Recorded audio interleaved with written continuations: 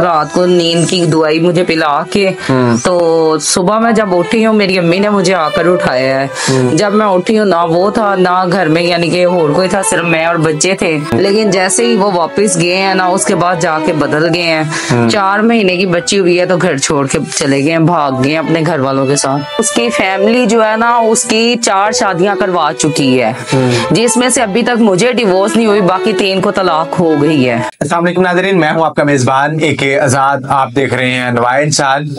नाज़रीन, बहुत से लोगों को मैं दरबदर तो देखता हूं, लेकिन आज मेरे साथ एक ऐसी मां मौजूद है जो अपने 4 मासूम बच्चों के साथ 2 शादियां करने के बावजूद भी दरबदर की ठोकरें खा रही हैं। जब मैंने उनके घर ये बच्चों के साथ देखा, उनका सामान बिखरा हुआ, उनके घर की जो हालत है, किराए का घर है, 2 शादियां करने के बावजूद भी मामला नहीं संभल सके। हम उनसे बात करते हैं कि ये नौबत किस तरह से आई उन पे, सारे हालात और इन बच्चों के साथ गुजर बसर किस तरह से होता है। आइए हम उन्हीं माँ से सुनते हैं कि आज कल ये सारे जो हालात हैं ये किस तरह से गुजारा करती हैं। जी अस्सलाम वालेकुम। वालेकुम अस्सलाम। अच्छा, मुझे पता चला था कि आपके पहले हस्बैंड ने आपको छोड़ दिया जी, मामलात नहीं चल सके, ऐसे ही है, या आपने उन्हें छोड़ दिया, जो भी था। उसके बाद आपने दूसरी शादी की, फिर क्या हुआ? दूसरी शादी की थी। उनका इरादा ये था कि हमारे घर बेटा हो। जब उन्हें पता चला कि मुझे कुछ होने वाला है तो वो 9 महीने यही कहते थे मेरा बेटा होना, मेरा बेटा होना। मैं उनसे कहती थी अगर बेटी हुई तो क्या करेंगे? कहते वो तब की बातें हैं। मैंने कहा बेटी भी अल्लाह की रहमत होती है। तो मैं कहा पहले भी मेरे पास 2 थे, अल्लाह की 4 आई हैं, 2 वफात पा गई हैं, 2 पास हैं। तो मैं कहा इस बार भी बेटी हुई तो क्या करेंगे? उन्होंने कहा जी वो तब की बातें हैं, तब देखी जाएगी। जैसे ही बेटी हुई है तो 4 मंथ की हुई है, हॉस्पिटल में ऑपरेशन करवाया, साथ रहे हैं, सब कुछ की है। लेकिन जैसे ही वो वापस गए हैं ना, उसके बाद जाके बदल गए हैं। 4 महीने की बच्ची हुई है तो घर छोड़ के चले गए, भाग गए अपने घर वालों के साथ। अच्छा, तो बेटा नहीं हुआ। बेटा ना होने की वजह से उसने आपको छोड़ दिया। हाँ जी। तो पहले में क्या मामला थे? पहले में ये था कि उसे ना लड़की पसंद आ गई थी, तो उसने बहुत बड़ा कदम उठा लिया था। रात को नींद की दवाई मुझे पिला के तो सुबह में जब उठी हूँ मेरी अम्मी ने मुझे आकर उठाया है। जब मैं उठी हूँ ना वो था ना घर में, यानी कि और कोई था, सिर्फ मैं और बच्चे थे। वो घर से अपने कपड़े कुपड़े लेकर मोटर बाइक लेकर फरार हो गया हुआ था। अच्छा, अब इन बच्चों का गुजर बसर कैसे होता है? बस ऐसे ही 3-4 लोग जो है मदद वगैरह करते हैं तो हमारा घर का ये चल रहा है। मेरा भी ऐसा काम कोई नहीं। वो जो एक काम करती थी वो जब से छूटा हुआ उसके बाद काम ही नहीं लगा। तो जैसे ये 2-4 लोग मदद करते हैं तो बस उसी से मैं अपना घर का सर्कट चला रही हूँ, और कितनी देर ये लोग भी करेंगे। तो क्या आप क्या समझती हैं कि बच्चों का किस तरह से आगे लेकर चलने का कोई प्लान है? कोई शादी का अगर आपको कोई कहे तो क्या ये कुछ शादी का ज़हन है, या कि खुद से हिम्मत पकड़नी है, कोई काम सीखना है? सबसे पहली बात तो ये है कि मैं चाहती हूँ कि मैं कुछ करूँ अभी, क्योंकि अभी मेरे बच्चे तो शादी के लायक हो गए नहीं है। इनका जो मुस्तकबिल सारा खराब हो चुका है वो थोड़ा सा संवारने की कोशिश करूँ, ताकि मेरे बच्चों को आगे चलकर मेरे जैसी परेशानियां ना उठानी पड़े, कल को मेरे जैसे हालात ना देखने पड़े। तो क्या ये बच्चे आजकल स्कूल भी नहीं जा रहे? कोई बंदा कोई है वो ये कहे कि मैं बच्चों को स्कूल में भी दाखिल करवा देता हूँ, हम शादी कर लेते हैं, इस तरह कोई ज़हन है आपका, या सिर्फ काम करके ही आपने को प्लान किया? मेरे साथ ना काफी रिश्ते भी आए हैं मेरे लिए, काफी जनों ने मुझसे रिश्ते की बात भी की है। लेकिन ना पता क्या बात है, मैं कहती हूँ कि कल को शादियां करके फिर वही धोखे खाने हैं। यहाँ तो मेरे बच्चों के सर के नाम ना कोई छत लगाए, मेरी बच्चियों की जिम्मेदारी उठाए, इनको अपनी बेटियां समझे, फिर तो चलो इंसान आगे सोचता भी है चलो मैं शादी कर लूं। अब ऐसे ही मैं शादियां करती जाऊंगी तो उसमें मुझे बताएंगे मुझे क्या हासिल होना है। ऐसे ही मैं शादियां करके बाहर ही धक्के खाती रहूंगी, धोखे ही खाती रहूंगी। उसके बाद बात यह है कि कोई मेरे बच्चों का मुस्तकबिल ना बनाए, सिर्फ अपने फायदे के लिए मुझसे शादी करे। मेरे जहन में बहुत सी बातें जब से ये धोखे खाए हैं ना मैंने, बहुत से ऐसे जो है ना बातें चलती रहती, जिसकी वजह से आज 4 साल हो गए मैं अगली शादी तक भी नहीं गई। अगर मुझसे कोई शादी की बात भी करता है ना तो मैं उससे कहती हूँ 4 मील मुझसे दूर खड़े हो।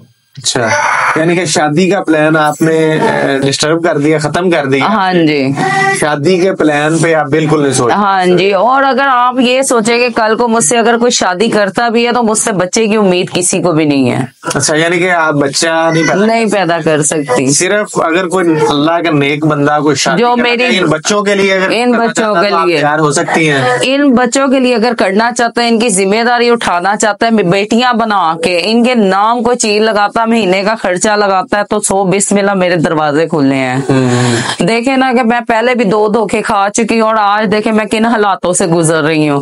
कल फिर मैं शादी कर लूं, वो भी छोड़ के चला जाए, कल फिर मैं ऐसे ही ठुड्डों के मुंह आऊंगी। मेरे बच्चे ऐसे ही धक्के खाते रहेंगे। अच्छा, तो क्या इसमें ये है कि फिर लोग ये सोचेंगे कि इस औरत को सिर्फ अपना ही है, अपने बच्चों का नहीं है। ये सिर्फ अपना सोचती है और मुझे सबसे पहले अपने बच्चे अजीज है। बच्चे अजीज है।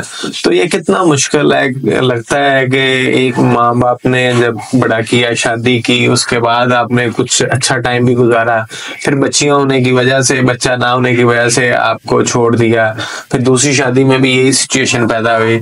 तो इस सारी सिचुएशन में क्या किया आपने कि सोसाइटी में इस तरह के मामला क्यों पैदा होते हैं, हालांकि बच्ची और बच्चे में आपका तो अख्तियार नहीं इसमें ना कुछ लोग ऐसे होते हैं और कुछ घर वाले ऐसे होते हैं जो यानी कि लगाई बुझाई में आ जाते हैं, या कोई उठा देता है उनको कि भाई ये बात ऐसी है, ये बात ऐसी है। बहुत सी बातें ऐसी निकल आती हैं, गलत फहमियां भी बहुत लोग डाल देते हैं। और मर्दों को ये सोचना चाहिए कि मेरा जो जीवन साथी मेरे साथ चल रहा है, मैंने उसे फोन नहीं रखने दिया, मैं उसे कहीं आने जाने नहीं देता, अपने बगैर मैं किसी से बात करने नहीं देता। जिंदगी जो है ना भरोसे पे चलती है, एतबार पे चलती है। जब इंसान से ये उठ जाए ना, फिर वो रिश्ता किसी काम का नहीं रह जाता।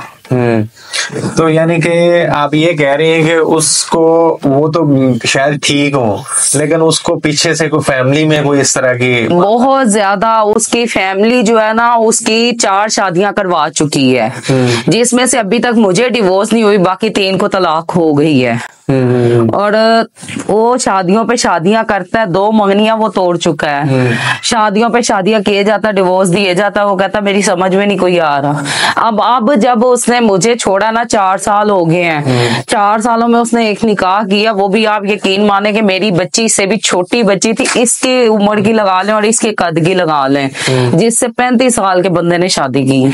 सारी बात है, बच्चों की जैसे आपने जिक्र किया था, बच्चों की उम्रें भी 12-13 साल हो रही हैं, ऐसे ही है। तो और 5-7 साल 10 साल के अंदर अंदर इनकी शादियां होती, ऐसे ही 14 साल की बच्ची और 4 साल बाद वो शादी के शादी आप कर सकती हैं उनकी।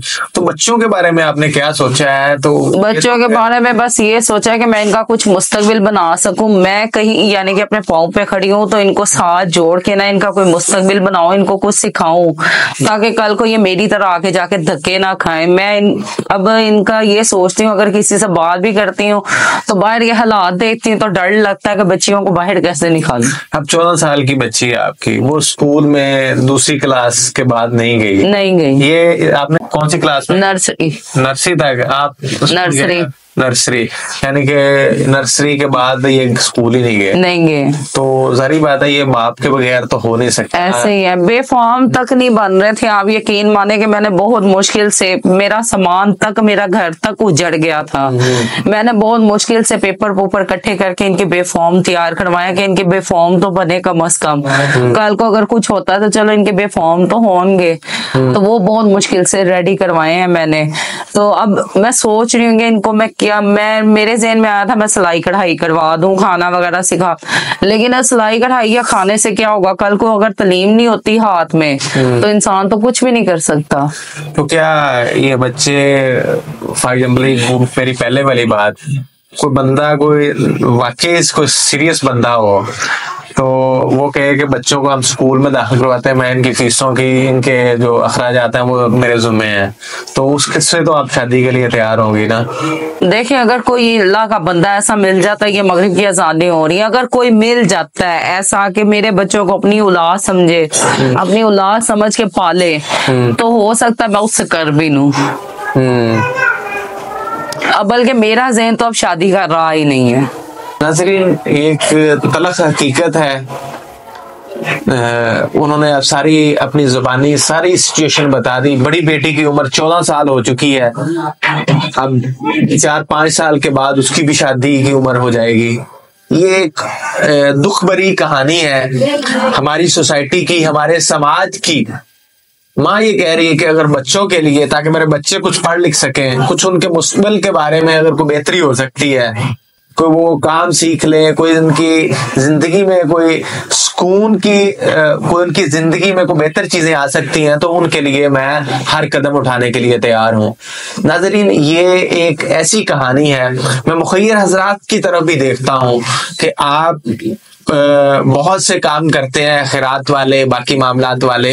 मैं इनका नंबर शेयर कर दूंगा, तो अगर कोई बंदा ऐसा हो, वाकईतन आप जानते हो सोसाइटी में, समाज में, जो इन बच्चों की कफालत का जुम्मा ले ले, तो इन बच्चों की जिंदगी संवर सकती है। ये मासूम बच्चे आपको दुआएं देंगे। इसी के साथ मुझे अपने मेजबान AK आजाद को इजाजत दीजिए। देखते रहिए नवाइंसान। अल्लाह निगहबान।